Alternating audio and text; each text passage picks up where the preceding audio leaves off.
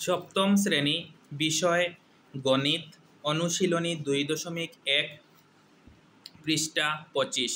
12 নং সমস্যার সমাধান। দুটি সমান মাপের গ্লাস শরবতে পূর্ণ আছে। ওই শরবতে পানি ও সিরাপের অনুপাত যথাক্রমে প্রথম গ্লাসে 3:2 ও দ্বিতীয় গ্লাসে 5:4। ওই দুটি গ্লাসের শরবত একত্রে মিশ্রণ করলে পানি ও সিরাপের অনুপাত নির্ণয় করো। আমাদেরকে প্রথমে প্রথম গ্লাসের যে অনুপাত আছে সেটার কাজ করতে হবে, তারপর দ্বিতীয় গ্লাসের যে অনুপাত আছে সেটার কাজ করতে হবে। তাহলে প্রথমে আমরা লিখব এখানে প্রথম গ্লাসে পানি অনুপাত সিরাপ, তাই আমরা লিখলাম এখানে প্রথম গ্লাসে পানি অনুপাত সিরাপ সমান 3:2। তারপর আমরা কি করি, আমরা এই যে অনুপাতের সংখ্যাগুলো, এই সংখ্যাগুলো যোগ করি। তাই লিখলাম অনুপাতের সংখ্যাগুলোর যোগফল সমান এই যে 3 আর 2, এই 3 আর 2 যোগ করলাম, 3 + 2 = 5। তারপর আমরা এখান থেকে পানির পরিমাণ বের করব আর সিরাপের পরিমাণ বের করব। তাই লিখলাম সুতরাং প্রথম গ্লাসে পানির পরিমাণ সমান এই যে যোগফল 5, এই 5 নিচে দিলাম আর উপরে দিলাম পানির যেটা পানিরটা হচ্ছে 3, তাই উপরে 3 দিলাম, তারপর অংশ। এবং সিরাপের পরিমাণ এই যে যোগফল 5, এই 5 নিচে দিলাম আর উপরে সিরাপেরটা হচ্ছে 2, তাই উপরে 2 দিলাম, তারপর অংশ। তাহলে প্রথম গ্লাসে পানির পরিমাণ 5/3 অংশ এবং সিরাপের পরিমাণ 5/2 অংশ। যেভাবে আমরা প্রথম গ্লাসে পানি ও সিরাপের পরিমাণ বের করেছি, ঠিক একইভাবে আমরা দ্বিতীয় গ্লাসে পানি ও সিরাপের পরিমাণ বের করব ইনশাআল্লাহ। আমি লিখলাম দ্বিতীয় গ্লাসে পানি অনুপাত সিরাপ সমান 5:4।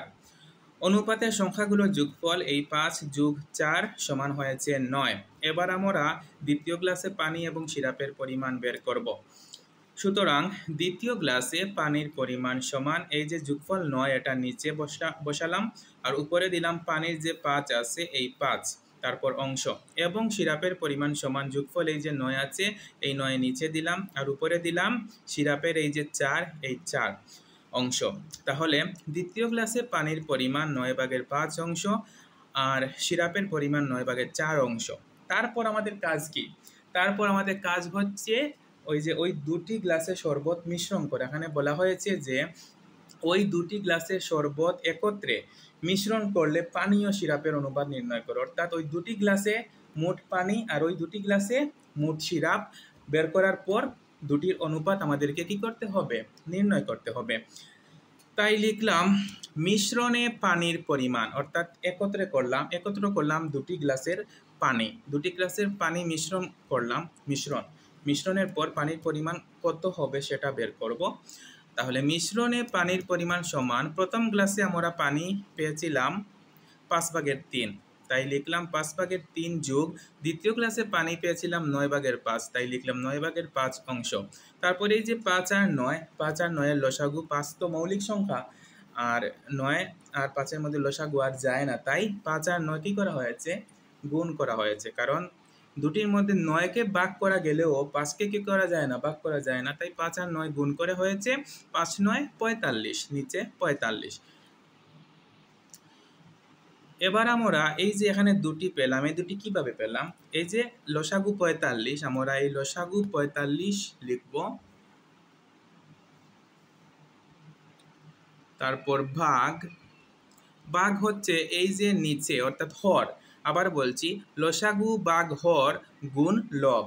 লসাগুকে নিচেরটা দিয়ে ভাগ করতে হবে আর উপরেরটা দিয়ে গুণ করতে হবে। অর্থাৎ এই যে লসাগু 45, এই 45 ভাগ নিচে আছে 5, এই 5 তারপর গুণ হচ্ছে উপরের যে 3 সমান এসেছে 27, এই যে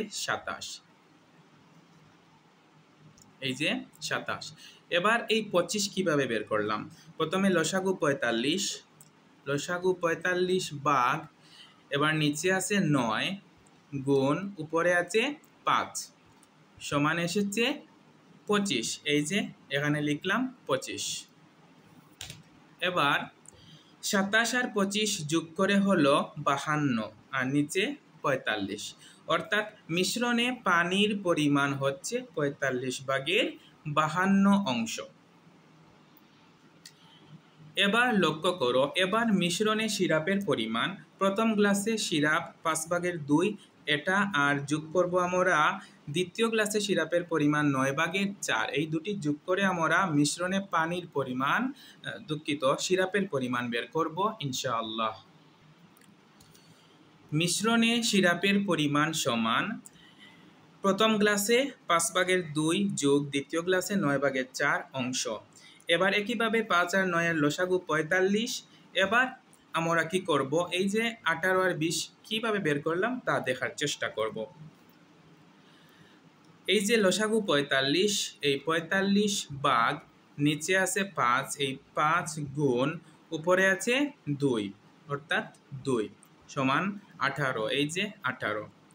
এবার লসাগু 45 ভাগ নিচে আছে 9 গুণ উপরে আছে 4 সমান 20, এই যে লিখলাম 20।